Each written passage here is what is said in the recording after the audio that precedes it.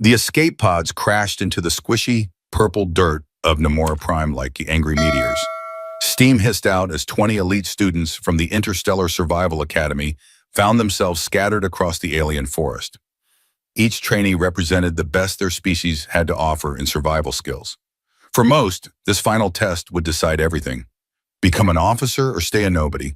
None of them expected Namora Prime to feel so alive. The trees didn't just stand there like Earth's boring pines. They twisted and pulsed like they were breathing. Their bark glistened with slime that caught the weird light. The air reeked of rot and plant juice, while the ground felt like walking on a giant waterbed. Lena Hayes stepped out of her pod without making a fuss. Unlike the others, she didn't touch the emergency beacon. A veteran of Earth's few remaining wild places, she knew better. In this kind of test, calling for help meant instant failure. Above, flashes marked other pods landing. Some crashed through branches like drunk drivers, while others floated down with fancy stabilizers. Lena knew her classmates had packed all kinds of high-tech gadgets, biological enhancements, and species-specific survival gizmos. She brought only her body, her mind, and what Earth's ancient forests had taught her. This wasn't her being cocky, it was instinct. She crouched to touch the spongy ground. It felt alive, a living carpet of rotting plants and glowing fungus. Tiny organisms were already trying to figure out what she was made of. Gross. She wiped her hands on her pants and started moving. As she walked, a strange sensation prickled at the back of her neck. She turned slowly to find a small, iridescent creature hovering a few feet away. It resembled a dragonfly, but with 4 sets of wings and what looked like tiny eyes covering its body. It didn't seem aggressive, just curious. "Hey there," she whispered. "I'm just passing through." The creature tilted in midair, its wings creating a soft humming sound. Then suddenly it darted forward and landed on her shoulder. Lena froze, unsure if this was a threat or something else. The tiny being's touch felt warm through her uniform fabric. After a moment, it took flight again, circled her head once, and zipped off into the forest canopy. "Well, that was weird," Lena muttered, but somehow she felt like she'd just passed some kind of test. Perhaps not everything on this planet was trying to kill her. Nearby, a tall, blue-skinned trainee named Krex was making clicking sounds to map his surroundings. His species, the Viridians, evolved navigating hollow asteroids using echolocation. But on Namora Prime, his clicks disappeared into the sound-eating plants, returning nothing. Frustrated, he clicked louder, basically sending out dinner invitations to whatever lurked in the bushes behind him. Lena heard the rustling but kept walking. During the briefing, she'd memorized the rules. 24 hours, no tech, no help, no talking. The goal was simple: survive and build a shelter that could handle the planet's notorious night phase. The instructors had been annoyingly vague about what night phase actually meant. She stopped at a small clearing surrounded by weird rocks and half-fallen trees. She could see footprints showing others had passed through, probably looking for higher ground or flatter spots. They'd moved on, but Lena stayed put. Something about this place felt safer. The air was cooler, and the creepy vibrations that filled the forest seemed quieter here. She dropped her tiny survival kit and started checking out the trees. Meanwhile, deeper in the green chaos, a fish-like trainee named Zeph from the Waterworld Hydrosia was having a terrible time. He tried building a shelter by weaving big leaves together with sticky goo from his hands, but the leaves kept sliding apart like they hated each other. Cursing in his bubbly language, he swatted at glittery insects, which exploded into acid vapor. His painful screams echoed through the trees. "Probably shouldn't poke the local wildlife," Lena muttered to herself with a small smile. Someone called out to Zeph, but the forest swallowed the sound like it never happened. Lena found a promising tree. It leaned at just the right angle to climb, with thick branches above, perfect for holding weight. She tested a nearby vine by pulling it hard. Finding it strong, she started climbing, wrapping her legs around the trunk while her boots found natural footholds. As she climbed, she noticed something odd. Small symbols carved into the bark at irregular intervals. They weren't natural patterns. They looked deliberate, like some kind of writing. Had someone been here before? Another trainee, perhaps? But these marks looked weathered, old. "Curiouser and curiouser," she whispered. tracing one of the symbols with her finger. It resembled an arrow pointing upward. Taking it as a good sign, she continued her ascent. The tree smelled like pennies, suggesting metal in its sap. The surface felt weirdly slippery, but Lena climbed carefully, one move at a time, until she reached a wide fork between branches. Here she could start building. To her surprise, she found a small, smooth depression in the branch junction, almost like a natural seat. It was too perfect to be accidental. Looking more closely, she noticed more of those strange symbols etched around the edge of the depression. Someone's been using this spot, she realized. Whether it was a previous academy trainee or something native to Namora Prime, she couldn't tell. But it reinforced her choice. This was a good spot for shelter. She caught her breath and looked around. From up here, she could see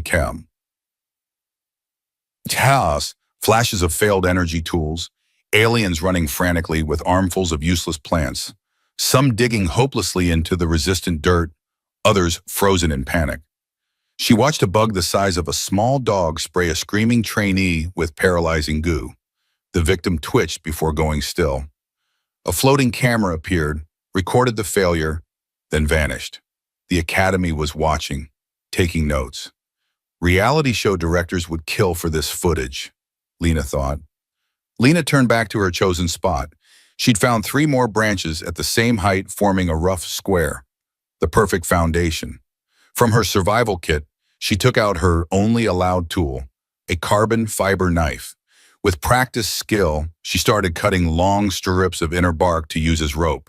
She hummed softly while working, a habit from camping in the Sierra Nevada mountains.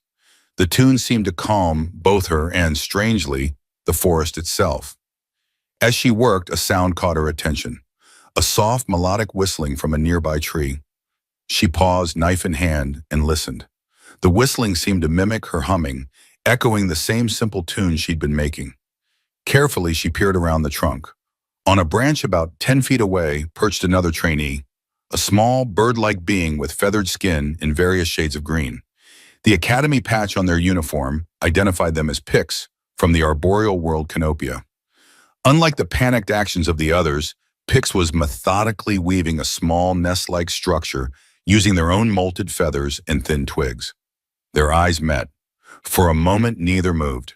Then Pix raised 3 feathered fingers in a gesture Lena recognized from orientation. The silent salute of mutual respect. Lena returned the gesture. No words were needed. The rules forbade communication. But in that moment, a silent understanding passed between them. 2 beings who understood the value of height and quiet in a dangerous forest. Pix resumed whistling, and Lena went back to her work. Though separated by species and evolution, their approach to survival was remarkably similar. Lena smiled to herself. Maybe she wasn't the only one who understood this place. Hours passed, the alien sun barely moved, yet the shadows shifted in unsettling ways. Time on Namora Prime followed its own rules. Lena didn't waste energy watching the sky. She trusted her internal clock. Through the dense leaves, she heard desperate voices. Panicked instructions shouted. Theories about electromagnetic interference. Debates about gravity anomalies. Some trainees had convinced themselves the trees formed a giant brain. Others thought the whole test was a simulation. Lena ignored their theories and focused on her shelter. What mattered was staying off the ground when darkness fell. From across the forest, a thunderous crack echoed through the trees, the unmistakable sound of something big breaking. A scream followed, then silence. Someone had met one of Namora Prime's local monsters. Lena flinched but kept working. Her years of Earth survival training, hiking, building, fixing, improvising without technology, had taught her how to handle fear. She'd faced real danger before. She would face it again. She secured the first support branch with a double-wrapped knot she'd practiced hundreds of times. The platform began taking shape, slowly and quietly. The trees swayed beneath her as cool air passed through the leaves, making her feel weightless for a moment. But her focus remained solid, her hands steady. Occasionally, she glanced toward Pix's tree. The avian trainee was making good progress on their nest. Their natural affinity for heights gave them an advantage in this environment. Unlike Lena, they could hop from branch to branch with perfect balance, gathering materials without descending to the dangerous forest floor. Below, another trainee's shelter collapsed with a loud crash. Angry swearing followed. Lena didn't look down. She had work to finish. The light started fading, not gradually like Earth's sunset, but in weird pulses. One moment, golden rays filtered through the leaves. The next, long shadows swallowed everything in irregular patterns. The forest canopy seemed to contract, like a living ceiling closing shut. Lena paused, sitting still on her high perch. Her shelter was taking good shape, but wasn't complete. She had arranged several large, palm-like leaves across the top, stitched together with braided bark fiber. The structure wobbled slightly with each breeze, but it held firm. A sudden movement caught her eye. Pix was gesturing urgently, pointing upward. Lena followed their gaze and saw it, a dark cloud of what looked like insects descending through the canopy. Unlike the smaller creatures she'd seen earlier, these moved as a coordinated unit, like a school of fish in three-dimensional space. Without hesitation, Lena grabbed the remaining leaves and quickly completed her roof, sealing the gaps. Through a small opening, she watched as the cloud engulfed Pix's tree. The avian trainee disappeared inside their nest, pulling a woven mat over the entrance. The insect clouds swirled around the trees, seeking warmth and movement. Lena held perfectly still as a portion of the swarm investigated her shelter. Through tiny gaps in the leaves, she could see individual insects, each the size of a honeybee, but with transparent bodies that pulsed with bioluminescent light. One found a small opening and squeezed through, hovering inches from Lena's face. Its light cast strange shadows in her shelter. Up close, she could see it wasn't an insect at all, but something more like a tiny jellyfish that somehow flew through air instead of water. Its tentacles twitched as it sensed her body heat. Lena didn't move, didn't even blink. After what seemed like eternity, the creature lost interest and squeezed back through the gap, rejoining the swarm. Gradually, the cloud moved on, continuing its hunt through the forest. Once they were gone, Lena carefully sealed the remaining gaps in her shelter. She had learned something valuable. On Namora Prime, the dangers came from all directions, not just the ground. Beneath her, the forest changed. The air grew suddenly cold, bringing a damp chill that soaked through clothes and skin. Lena pulled out the thermal fabric hidden in her kit, a square of special material with earth-made insulation. She wrapped it around her shoulders, careful to keep her balance. The air no longer smelled of plants. Now it carried the scent of wet metal mixed with something sickly sweet and disgusting. From somewhere distant came a piercing shriek, neither human nor any known species. It echoed once, then stopped abruptly. The forest went quiet again. "Guess the welcome party started without me," Lena whispered to herself. She leaned forward carefully, steadying herself while studying the darkness below. The undergrowth moved without wind. Something big was down there. She could feel it through vibrations in the trunk beneath her. A stocky, rust-colored trainee named Dorvo stumbled through nearby bushes. He'd chosen the lowland for his shelter, thinking the ground would be good for digging. His species, the pteridites, were natural tunnelers, but Namora Prime didn't care about anyone's natural talents. The ground here wasn't stable dirt, but layered biomass that reacted when disturbed. Dorvo had spent hours trying to dig a protective hole, but now the earth itself was fighting back. He struggled to breathe, his strong limbs covered in purple mud, eyes darting frantically across the growing shadows. The hole he'd dug was filling with thick goo that stuck to his shell and made breathing difficult. Each breath made a wet, rasping sound. As he turned to escape his collapsing pit, his leg got caught in a snake-like root that tightened when touched. It coiled around his ankle, squeezing harder with each struggle. He fell backward with a grunt, hitting the wet ground. His desperate calls for help disappeared into the forest's weird acoustics. Lena watched from above, not cruelly but with grim understanding. Earlier, she'd tested how sound worked here by calling out once, checking if anyone nearby was coordinating efforts. The echo came back distorted, playing her voice in reverse like it was mocking her. She understood then that making noise on Namora Prime was probably a bad idea. Rule 1 of horror movies: don't make a sound, she thought. These guys clearly skipped that class. Dorvo fought desperately for several more seconds before finally cutting the squeezing tendril with his field blade. He didn't look up, unaware someone was watching. A sudden movement from above drew Lena's attention. Pigs had emerged from their nest and was carefully making their way down the tree trunk. To Lena's surprise, the avian trainee was heading toward Dorvo. Was Pix going to help him? That would violate the non-communication rule. But Pix didn't approach Dorvo directly. Instead, they landed on a low branch and deliberately dropped a small object, what looked like a tightly woven ball of fibers. It landed near Dorvo, who spotted it immediately.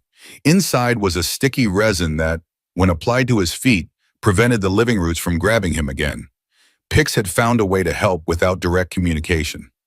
Lena nodded with respect. Sometimes the rules needed creative interpretation. Not far away, a skinny, multi-armed trainee named Scylla from the Ixari species tried creating a floating shelter using flower power levitation, a technique from her low-gravity homeworld. She gathered large pale blossoms and triggered their floating sacs, expecting them to lift a hammock-like structure she'd woven. But Namora Prime's gravity didn't cooperate. The sacs burst, releasing glowing particles that stuck to her exoskeleton. At first, she thought it was harmless, until the particles started burning like acid. Her movements became wild, her screams creating an eerie contrast with the glowing cloud that surrounded her suffering. Lena looked away. No point watching what she couldn't help. The sun, or whatever passed for a sun on this world, vanished completely. Darkness fell like someone flipped a switch. Lena struck a small piece of flint against another stone she'd wedged in the bark, creating a few sparks. She'd prepared a nest of dried moss and bark bits, and after several attempts, an ember caught. Leaning in, she gently coaxed it to life with careful breaths. A small orange glow bloomed in the tinder, which she transferred to a little bowl made from spiral bark. The flame wouldn't last long, but it gave enough warmth to bring feeling back to her fingers and fight off the immediate cold. She put the smoldering bark inside a reflective leaf dome to hide the light from hungry eyes. From the surrounding forest came increased sounds of movement, claws scraping against wood, padded feet pressing into plants, long tails sweeping through the undergrowth. Nothing approached her yet, but she sensed their awareness. Namora Prime's predators hunted mainly by smell and vibration. Light would attract their curiosity, noise would trigger their hunting instinct, and heat might draw the boldest ones. Lena sat perfectly still, her breathing almost invisible. Legs folded beneath her and arms crossed to keep warm. Something large moved beneath her tree. Not the earlier predator, but something new. Through gaps in her platform, she could make out a massive shape dragging itself along the forest floor.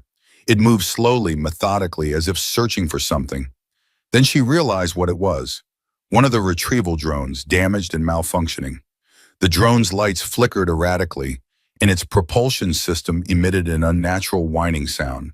It had likely been attacked by one of the forest predators and brought down. Now it was attracting attention, exactly what no one wanted during the night phase. A faint distress signal pulsed from the drone, drawing more curious predators to the area. Lena could only watch as the damaged machine dragged itself in circles beneath her tree, its programming corrupted but still trying to complete its mission. The drone was creating a problem. Its movements and signals were drawing predators directly to her location. She had two choices: stay absolutely still and hope they'd focus on the drone, or try to disable the machine to stop it from attracting more attention. Neither option was good. Moving would reveal her position, but staying put while predators gathered below was equally dangerous. She made her decision. Reaching into her shelter, she retrieved one of the smooth stones she'd collected earlier. With careful aim, she dropped it directly onto the drone's main sensor array. The impact wasn't hard, but it was precise enough to disrupt the already damaged systems. The drone sputtered, its lights blinking out one by one. The distress signal faded, and after a final mechanical twitch, it lay still. The forest predators continued to circle it cautiously, but without the signals and movement, they soon lost interest and moved on. Lena exhaled slowly. A risky move, but it had worked. Another scream pierced the darkness, this one a choked, gurgling gasp. A massive trainee called Gorn had built a lean-to shelter using broad leaves and fibrous stems. Now those seemingly harmless materials had started writhing in the darkness, twisting into tight knots that pierced his protective armor. He'd assumed the thorns were just passive defenses, not active hunting mechanisms. His cry faded into silence, followed by a long dragging sound. Note to self, the plants here are definitely not vegan-friendly, Lena thought grimly.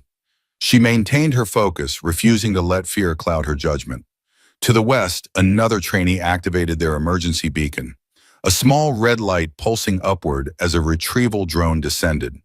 The drone scanned the area, extended mechanical arms, and extracted the failed candidate without a word. One eliminated. 19 remained, perhaps fewer. Suddenly, from directly beneath her platform came a series of rhythmic thumps. Lena froze. Something big was circling the base of her tree. She couldn't see it, but the bark beneath her fingertips transmitted its movements. The creature moved with predatory confidence, stepping deliberately over obstacles, brushing against nearby vegetation. Then, abruptly, all movement stopped. The forest seemed to hold its breath. 1 minute passed, then 5, then 10. Lena remained perfectly still. She had put out her fire, masked her scent with natural soil compounds, chosen a tree with no obvious climbing route, and avoided breaking branches during her ascent. She hoped it would be enough. The darkness deepened. The forest eventually resumed its activity, but the movements now came from farther away. The predator had moved on. Lena exhaled slowly, allowing her eyes to close momentarily, not sleeping but resetting her mental state. She needed to conserve energy for the coming hours. A gentle rustling drew her attention upward. Tiny glowing creatures emerged from holes in the surrounding bark, floating lazily around her shelter. They didn't sting or bite, they simply hovered, their light steady and somehow comforting. One landed on her hand, and for the first time since landing, Lena allowed herself a small smile. She had survived the first phase, but she knew the night would only get worse. Looking across to Pix's tree, she saw their nest was still intact, with no movement inside. She hoped the avian trainee was okay. Despite the prohibition against alliances, she found herself glad that someone else was taking a similar approach to survival. The forest pulsed with menace as the darkness reached its deepest point. The air pressed down like a wet blanket, soaked with moisture. Every branch above Lena trembled with invisible tension, and each breeze carried whispers that almost sounded like words. Despite the oppressive conditions above and the lurking dangers below, she maintained her disciplined stillness. Her mind methodically reviewed her next steps.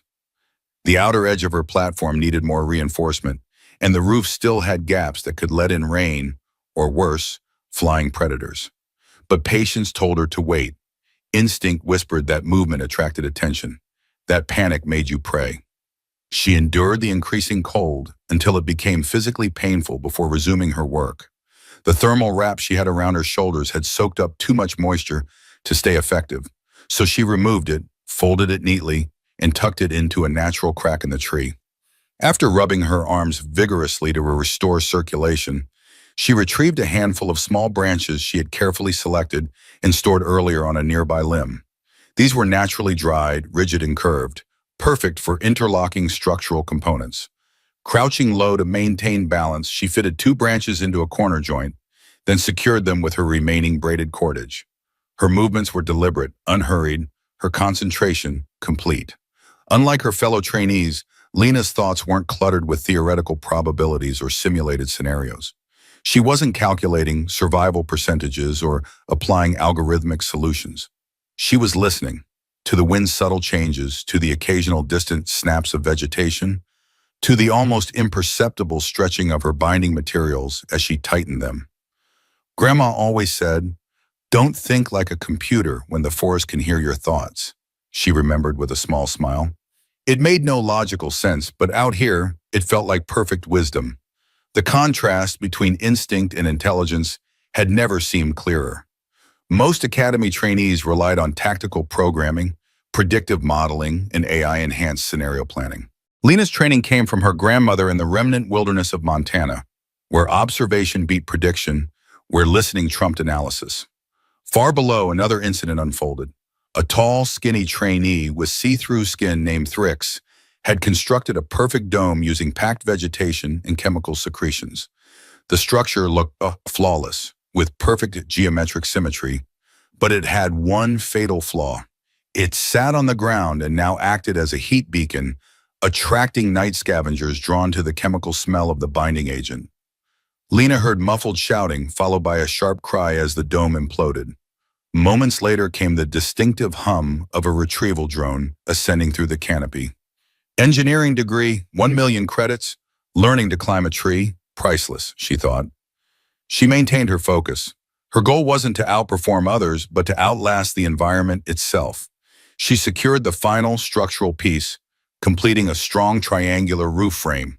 Next, she positioned 2 large, wing-shaped leaves across the top. Using slender, thorn-like structures she had harvested earlier as natural fasteners. The process required precision. Each thorn needed to pierce the fibrous veins of the leaves without tearing the delicate tissue. When completed, the overlapping leaf layer formed a water-resistant covering that naturally curved with the structure, creating a dome that channeled moisture away from the center. With the shelter completed, Lena carefully lowered herself into its center and tested the structural integrity by shifting her weight methodically from side to side. The entire construction rocked slightly, but held firm. It made a single creak before settling into place. She laid down, stretching out on her back for the first time since arrival. Above her, pinpoints of light penetrated the gaps in the canopy, though some blinked and moved in patterns that suggested they weren't stars at all. She recognized that some of Namora Prime's creatures had evolved to mimic star patterns to lure flying prey. Even the apparent stars couldn't be trusted here. "Great, even the constellations are trying to eat me," she muttered. She reached into a small hollow she had created and retrieved a round fruit gathered earlier in the day. It resembled a pomegranate, but with a spiral pattern etched into its skin. She had watched small furry creatures eating similar ones without dropping dead, giving her enough confidence to try it herself. Carefully peeling back the spiral exterior revealed a pale blue interior that smelled faintly of cucumber with metallic hints. She took a cautious bite. The texture was gritty, the flavor bland, but not unpleasant. Most importantly, it contained nutrients and moisture her body desperately needed. She chewed slowly, conserving both energy and food. As she ate, Lena thought about how different her approach was from her classmates. She recalled the academy orientation, where aliens arrived in ceremonial battle armor and high-tech exoskeletons. Some had looked at her curiously, others with obvious contempt. None had imagined that a human from Earth, a planet widely considered a technological backwater, could compete with species bred specifically for adaptive survival or engineered with biological advantages. But Lena hadn't grown up in Earth's sterilized dome cities that most galactic citizens associated with her homeworld. She had been raised in an off-grid community, climbing trees taller than urban towers, trapping invasive species, and fixing broken equipment with duct tape and determination. Her training hadn't come from laboratories or simulators.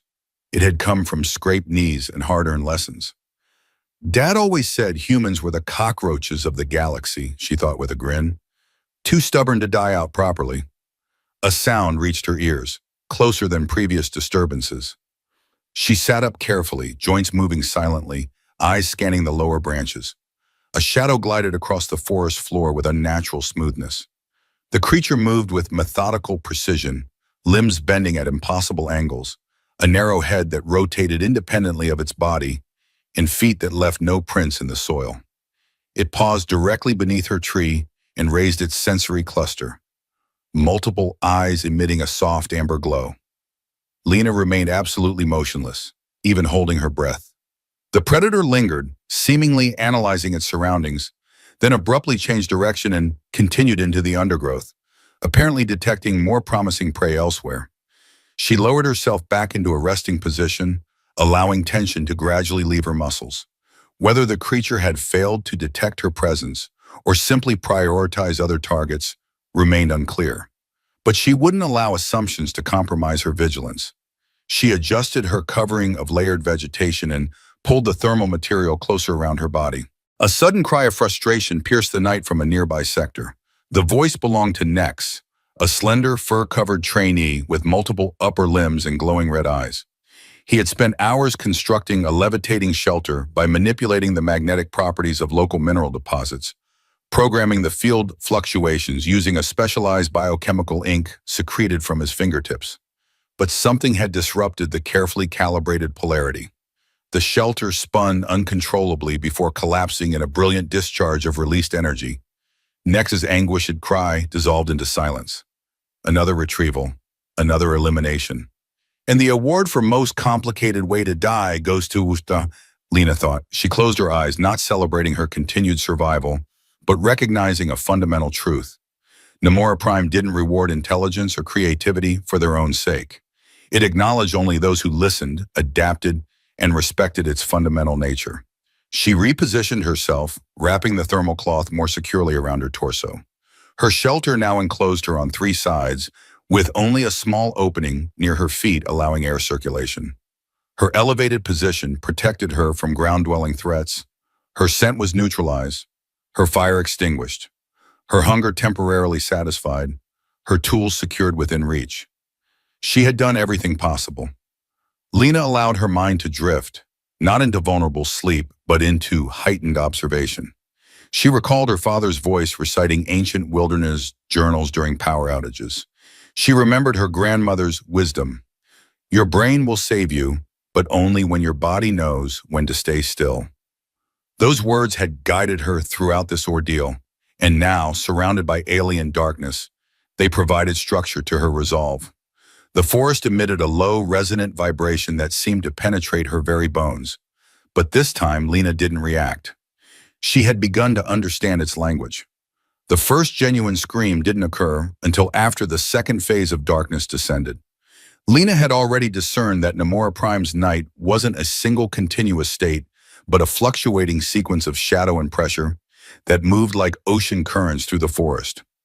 Each successive wave introduced a new level of cold, a new quality of atmospheric density, and a corresponding shift in the acoustic profile of the surrounding ecosystem. The second wave struck with greater intensity than the first. Her body responded automatically, shoulders tensing, breathing becoming shallow, heart slowing to match the enveloping silence. The scream erupted from the northern quadrant, raw and saturated with terror. It didn't rise and fall naturally. It tore through the darkness like fabric being violently ripped. Lena sat upright instantly. Her shelter maintained integrity, but the sound reverberated through the organic structure beneath her. She regulated her breathing and listened attentively. The scream persisted for 3 extended seconds before stopping abruptly. She recognized the voice, likely Marvox, a muscular trainee from the volcanic world Pyrrhus. He had displayed particular confidence during pre-examination simulations, openly ridiculing her minimal equipment selection. Now he was either being eaten or extracted. Guess all those muscles weren't much help against something with more teeth, she thought grimly. Moments later, a brilliant white light swept across the forest as a retrieval drone descended. She remained motionless as the drone hovered briefly in the vicinity of the disturbance, deployed scanning technology, then ascended carrying an indistinct form in its mechanical appendages. Whether it transported a corpse or a living, broken candidate remained unclear. But Marvox had been eliminated. Another voice silenced. Lena checked the tension of her bark bindings at the shelter's perimeter. All connections remained secure. The slight movement triggered a response from below, a deep, liquid growl, not particularly loud but resonant with predatory intent. It originated from something positioned directly beneath the base of her tree, not circling like the earlier hunter, but waiting with calculated patience. She didn't risk looking downward. She closed her eyes and exhaled gradually through her nose. An hour passed, her muscles ached from maintaining an awkward position, her legs beginning to tremble from sustained tension. The growling eventually subsided, but she knew better than to assume the predator had abandoned its vigil. It might be waiting for sound, for movement, or for the inevitable weakness that exhaustion would eventually produce. She rotated her position with glacial slowness, alleviating pressure on her lower limbs while maintaining her upper body in a stable, alert posture. The night had turned increasingly hostile. She could sense it. Namora Prime wasn't merely hosting the examination.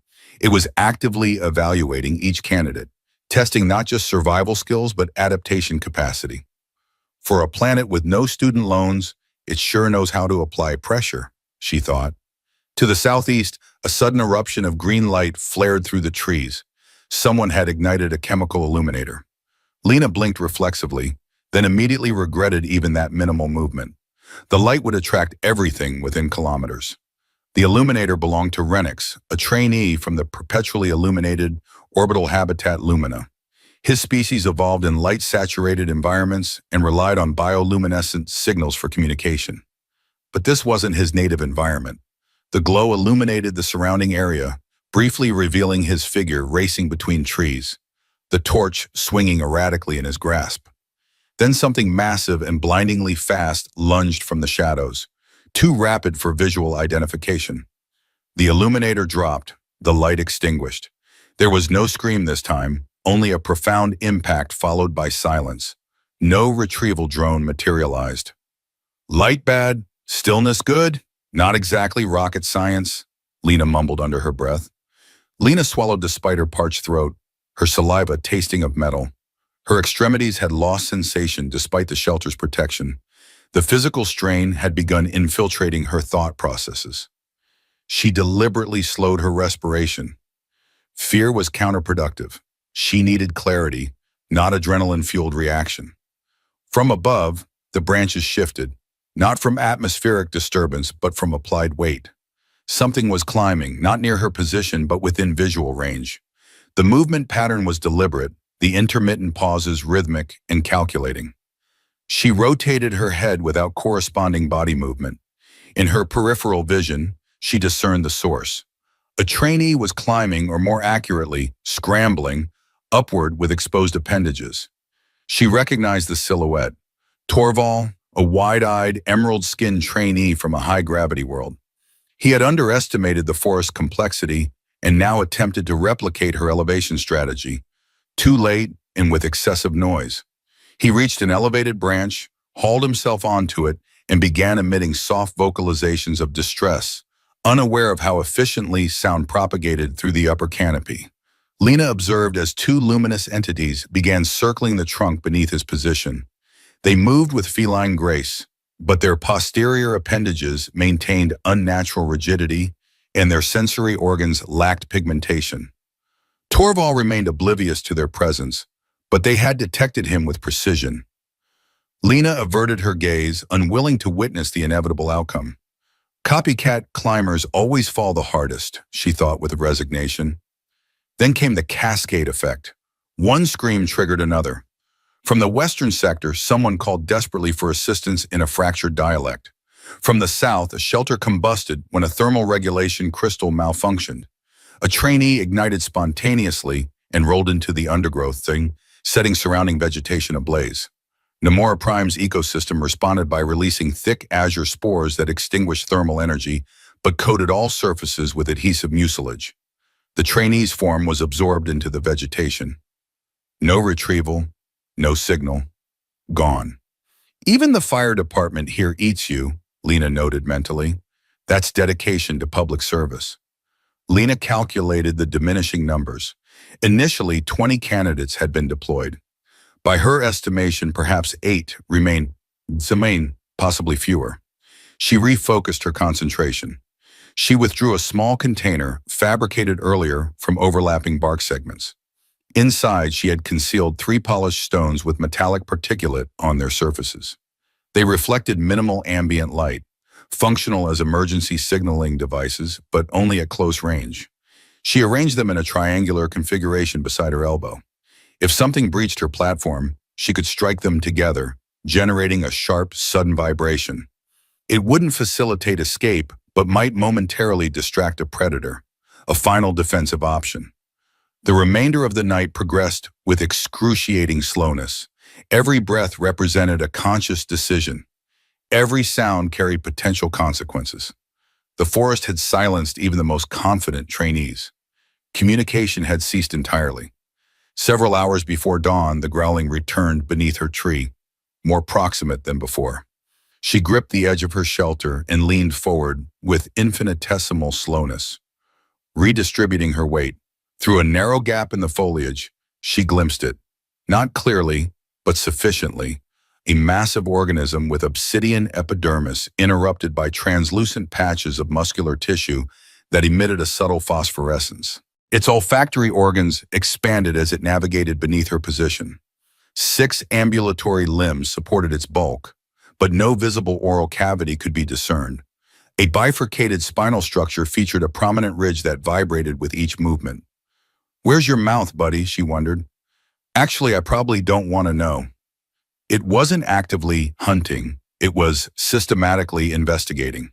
She suspended her breathing entirely. Eventually, the creature redirected, brushing against a nearby trunk. The tree emitted a low resonant frequency as it adjusted to the creature's substantial mass. A tremor propagated through the soil, through the organic matter, through her skeletal structure. And then it departed, just as suddenly as it had appeared. She exhaled, eyes wide, fingers still firmly grasping the shelter's edge. She had endured. The most dangerous period had passed, though dawn had not yet arrived. She didn't trust Namora Prime to permit sunrise without a final challenge. The sky didn't brighten gradually, it fractured. A pale, silvery fissure appeared between the uppermost branches, not resembling terrestrial dawn, but suggesting that some ancient, massive presence had finally lifted its influence from the forest. The stars vanished sequentially, some fading naturally, while others terminated abruptly, like artificial illumination being deactivated.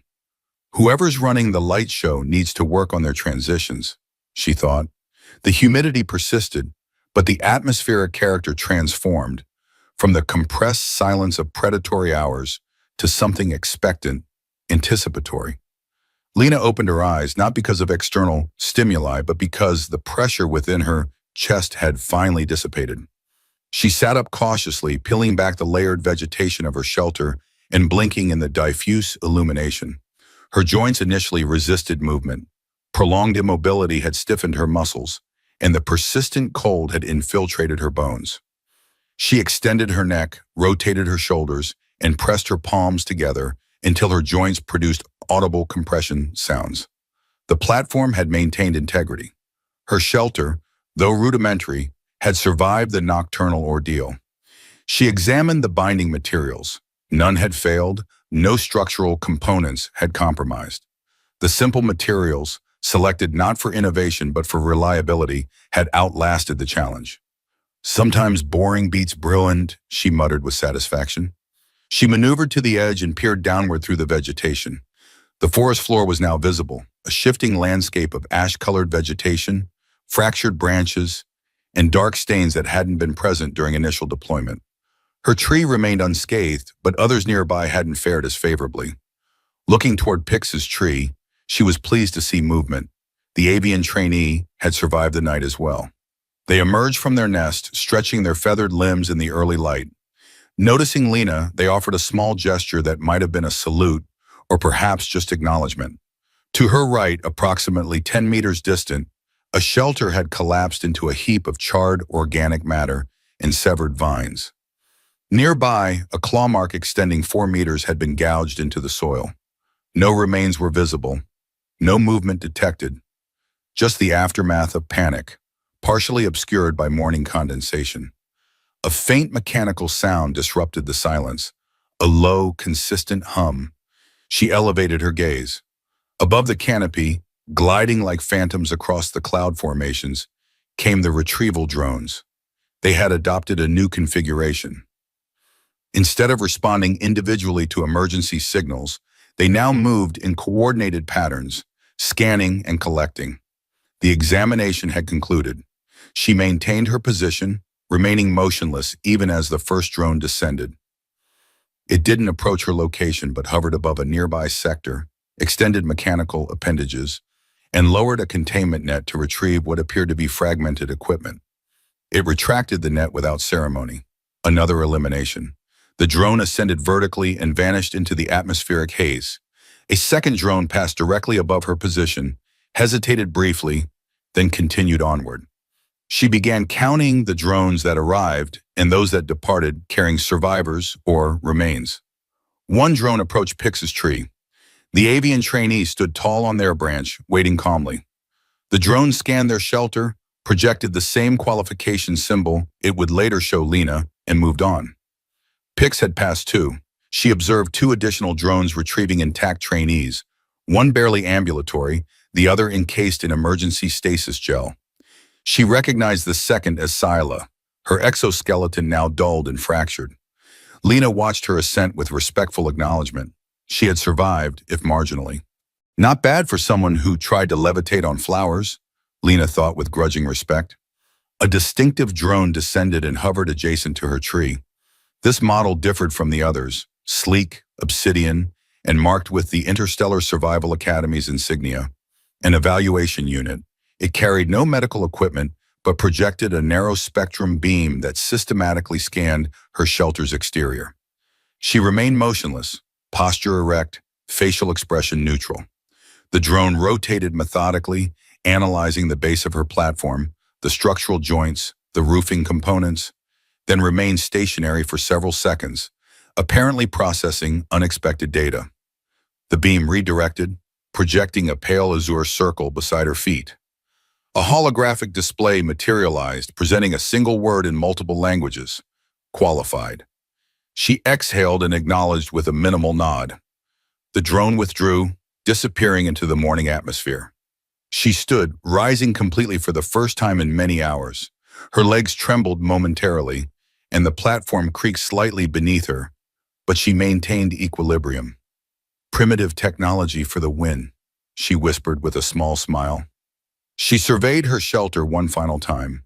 The binding techniques she had implemented, the structural forms she had created from memory rather than programming. Then she knelt and untied the central binding that secured the roof structure. The vegetation collapsed inward with controlled precision, like fabric being folded. She gathered her few possessions, the bark container, the polished stones, her thermal material, and began her descent. The journey downward required more time than the ascent. Each movement demanded careful evaluation. Each foothold required double verification. Her hands ached from gripping unprocessed wood, but she refused to rush.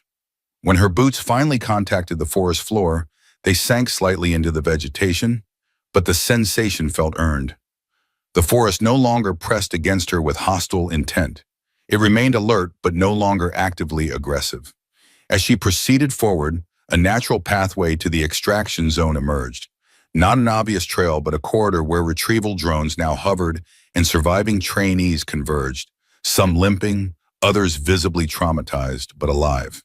To her surprise, Pix landed gracefully beside her, matching her pace. The avian trainee offered a small nod, then held out their three-fingered hand. In it was one of the strange symbols Lena had seen carved into the tree, a small token made of polished wood. "For luck," Pix said in a musical voice, breaking the silence now that the examination had officially ended. "You survived like the ancients did." Lena accepted the token with a nod. "The ancients? My people studied this planet long ago," Pix explained. "Those markings you saw, they're navigation signs left by my ancestors.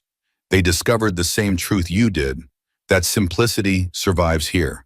Most modern species have forgotten." "So you knew where to build your nest?" Lena asked. Pix's feathers ruffled in what might have been a laugh. "I knew where the safe spots were, yes, but knowing and doing are different things. You figured it out without any help." Before Lena could respond, they arrived at the extraction zone. She passed a trainee she didn't recognize, a male with ashen skin and vacant eyes. He didn't acknowledge her presence. She hadn't expected recognition. This environment had extracted something fundamental from each participant. For some, it would never be restored. "Still beats finals week," she muttered. The staging area was a shallow depression surrounded by trees that had reflexively retracted their branches, as if recognizing the conclusion of the examination. A singular platform hovered at the center, where academy instructors maintained silent vigil. Documentation devices in hand, expressions impassive. Individually, survivors were scanned, documented, and embarked. When her turn arrived, she stepped onto the platform and remained motionless as the scanner passed over her physical form. One instructor, a tall, crimson-scaled female with multiple sensory organs, tilted her head slightly and read information from her data interface. "Human trainee, shelter intact, no emergency signals activated, no physical injuries sustained, no environmental contamination, no structural failure." The male instructor leaned closer. "Was continuous monitoring maintained throughout the nocturnal cycle?" Affirmative, the female responded. Minimal movement detected. No panic response observed. No deviation from established survival protocols. The male nodded and recorded the assessment. Lena remained silent. She didn't inquire about her performance metrics. The numbers were irrelevant. She had overcome something more significant than statistical evaluation. Probably the first time doing nothing got an A+, she thought with internal amusement. The platform elevated and glided toward the waiting transport vessel. As she embarked, she caught a glimpse of her reflection in a polished surface. Her features appeared gaunt from physical stress and nutritional deficit, her clothing saturated with moisture and discolored with organic matter, her eyes hollow but resolute. She bore no resemblance to the trainees who had arrived in pristine uniforms and augmented equipment. She looked authentic, tested. She secured herself in a designated compartment. The cabin remained hushed as additional survivors entered sequentially. There was no celebration, no verbal exchange, only the silent presence of those who had witnessed the forest's true nature and emerged to witness the dawn. "Anyone bring snacks?" she asked casually into the silence. No one responded, but several eyes turned toward her in disbelief. As the transport ascended from Namora Prime and the forest receded beneath atmospheric cloud formations, Lena closed her eyes, not to rest, but to internalize. Because someday, in a more hostile conflict or a more treacherous environment, what she had learned here would transcend any formal qualification or designation, and she would remember. "Next time I'll bring marshmallows," she promised herself with a small smile. Nothing says survivor like making s'mores while death stalks below. As the ship broke atmosphere, the remaining trainees finally began to relax, shoulders dropping, breath coming easier. One of them, a purple-skinned trainee with 4 eyes, looked over at Lena with newfound respect. "How did you know to build in the trees?" he asked, breaking the silence. Lena shrugged. "On Earth, the most dangerous things are usually on the ground. I figured an alien death forest wouldn't be much different." "But your shelter, it was so simple," another trainee commented, this one with metallic scales. "No energy fields, no adaptive materials." "Simple doesn't break," Lena replied. "My grandmother taught me that fancy gadgets fail when you need them most." The first trainee nodded slowly. "My species has relied on quantum technology for so long that we've forgotten how to tie knots." "I could teach you sometime," Lena offered. "Might come in handy the next time your quantum whatever runs out of juice." For the first time since the ordeal began, laughter, albeit nervous and exhausted, filled the transport cabin. As they docked with the Academy vessel, Lena realized something important. She hadn't just survived Namora Prime. She'd reminded these technologically advanced species of something they'd forgotten. Sometimes the oldest solutions work best. "Just wait until they see what I can do with duct tape," she thought with a grin. Pix settled into the seat beside her, feathers ruffling in the cabin's artificial breeze. "The Academy won't expect this," they said quietly. "Expect what?" Lena asked. "2 highest scores, one using ancestral knowledge," they gestured to themselves, "and one using pure instinct." They nodded toward Lena. They designed this test expecting technology to fail. They didn't expect primitive methods to succeed so completely. "What happens now?" Lena asked. Pix's eyes gleamed. "Now they'll want to study you. The human who outperforms species with millennia of evolutionary advantages." "Great," Lena sighed. "More tests." "Not tests," Pix corrected. "Opportunities. The Academy has a special operations division. They call it regression training, teaching advanced species how to survive when technology fails." "They want me to be a teacher?" Lena asked incredulously. "No," Pix replied with a clicking sound that might have been laughter. "They want us to be partners, the knowledge keeper and the instinct follower. My people's ancient techniques combined with your human adaptability." Lena considered this as the transport docked with the main Academy vessel. Perhaps there was more to this test than simple survival after all. "Partners," she repeated, rolling the word around in her mouth. "I suppose I could teach a bird to tie knots, Ms. Pix made that clicking sound again. "And I could teach a primate to read the forest." As they disembarked, the Academy's commanding officer, a tall, multi-limbed being with crystalline skin, approached them directly. Cadet Hayes, Cadet Pix, they said formally. Report to Special Operations after medical clearance. It seems your primitive methods have opened up evolutionary possibilities. Lena exchanged glances with Pix. Whatever came next would be interesting, to say the least. Told you so, Pix whispered. Fine, Lena whispered back, but I'm still bringing marshmallows next time.